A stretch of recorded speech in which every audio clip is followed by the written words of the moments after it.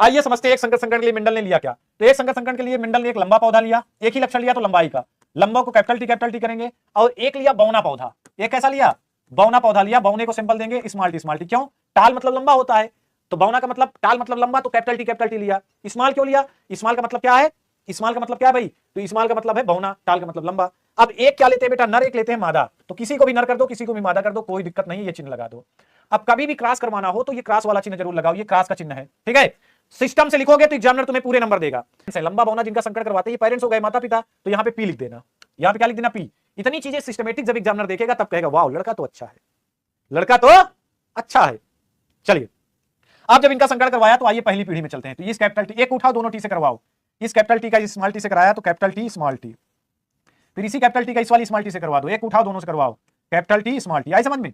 देखो बहुत ध्यान से समझना, नहीं समझ में नहीं आएगी ना। फिर यहां पे आते हैं, ये कैपिटल है और ये स्मॉल है, तो कैपिटल टी स्मॉल टी। ये कैपिटल है, ये स्मॉल है, तो कैपिटल टी स्मॉल टी। तो मेंडल ने जब लंबे और बौने पादपों का आपस में संकरण करवाया तो पहली पीढ़ी में सबके सब क्या पैदा हुए? तो देखो सबके सब दोगले हैं, सबके सब संकर हैं। यहाँ पे कोई ना कैपिटल वाला है, ना यहाँ कोई स्मॉल वाला है। यहाँ पे शुद्ध बौना था, शुद्ध लंबा था, लेकिन यहाँ कोई शुद्ध नहीं है, सब हाइब्रिड है, सब संकर है। बस कैपिटल टी स्मॉल टी, पहली पीढ़ी में सबके सब क्या पैदा हुए बेटा? पहली पीढ़ी में सबके सब हाइब्रिड टाल संकर लंबे पैदा हुए। तो मेंडल ने सोचा यार मैंने लंबे और बौने पादपों का आपस में संकरण करवाया, अब पहली पीढ़ी में लंबे पैदा हुए, बौना नहीं पैदा हुआ, ये बौना वाला लक्षण कहां गया ना? बौना वाला लक्षण कहां गया? मैंने तो लंबे और बौने का संकरण करवाया था, अब ये साला लंबा लंबा पैदा हुआ, बौना चोर कहां गया? पहली पीढ़ी में कौन प्रकट हुआ मेरे भाई? तो लंबा वाला पहली पीढ़ी में प्रकट हुआ। तो लंबा क्या हुआ? प्रभावी। कौन सा कारक, कौन सा लक्षण हुआ? प्रभावी।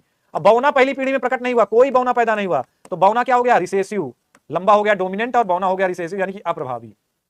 लंबा हुआ प्रभावी और बौना हुआ अप्रभावी। प्रभावी लंबा कौन हुआ? क्यों हुआ? क्योंकि लंबा वाला पहली पीढ़ी में प्रकट हुआ तो लंबा प्रभावी। बौना वाला क्या हुआ? तो बौना वाला दूसरी पीढ़ी, पहली पीढ़ी में नहीं प्रकट हुआ तो अप्रभावी। फिर मेंडल है, तो मेंडल ने क्या किया बेटा? ये F1 पीढ़ी है, ध्यान देना, ये यहाँ पे जो पैदा हुई है F1 पीढ़ी, पहली पीढ़ी। तो मेंडल ने क्या किया? F1 पीढ़ी का आपस में संकरण करने होने दिया। ये देखो तब क्या हुआ, ये F1 पीढ़ी है ना, इसको निकालो, तो ये कैपिटल टी इन्हीं का आपस में करवा दो। तो कैपिटल टी, फिर इस टी का इस वाले टी से करवाओ, कैपिटल टी स्मॉल टी, फिर इस स्मॉल टी का इस कैपिटल टी से करवाओगे तो कैपिटल टी स्मॉल टी, फिर इस स्मॉल टी का इस स्मॉल टी से करवाओगे तो स्मॉल टी।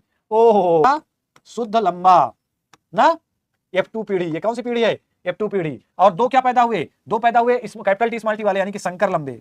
दो पैदा हुए संकर लंबे। और ये क्या पैदा हुआ? स्मॉल टी यानी कि शुद्ध बौना। एक पैदा हुआ शुद्ध बौना। ओहो, आई समझ में बात? 1:2, दो संकर लंबे थे, अनुपाते 1, इस अनुपात में पृथक्करण हुआ इनका।